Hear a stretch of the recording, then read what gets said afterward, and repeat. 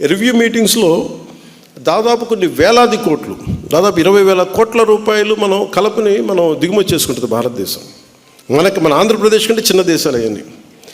ఆంధ్రప్రదేశ్లో 4వ వంతుండే దేశాలు, 5వ వంతుండే దేశాలు ఎగుమతులు అంత డబ్బులు సంపాదించడం, మనకింత ఖాళీ భూమి ఉండి అన్నీ మనం బాధ్యత లేకుండా మనం వదిలేస్తున్నాం సహజ వనరులని. ఇవన్నీ దృష్టిలో పెట్టుకొని అసలు భారతదేశానికి విదేశ మారక ద్రవ్యం భారం తగ్గించాలంటే ముందు మనం కలపని ఇంపోర్ట్ చేయడం తగ్గించగలిగితే మనం ఎక్స్పోర్ట్ చేసే స్థాయిలోకి వెళ్ళాలని ఒక ప్రత్యేకంగా ఒక ప్రణాళిక సిద్ధం చేసి దాన్ని తెలియజేస్తే ఈ రోజున త్వరలోనే ప్రతి గ్రామం కూడా ఒకటి వాతావరణంలో మన పచ్చదనం పెరుగుద్ది చూడటానికి, 2 వాతావరణంలో ఉష్ణోగ్రత తగ్గుద్ది.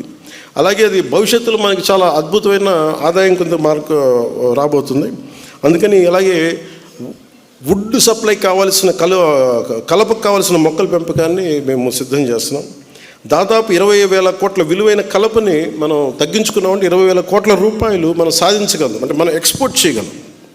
అందుకని ఇక్కడున్న సర్పంచ్లు కానీ, ఎంపీటీఓలు కానీ, మీరు ఎంపీటీసీలు కానీ, ఎంపీపీలు కానీ, జెడ్పీటీసీలు కానీ మీరు ఈ విధంగా ఆలోచించగలిగితే, మీరు సహకరించగలిగితే దాదాపు మీరు ఊహించుకోండి 20,000 కోట్ల రూపాయలు.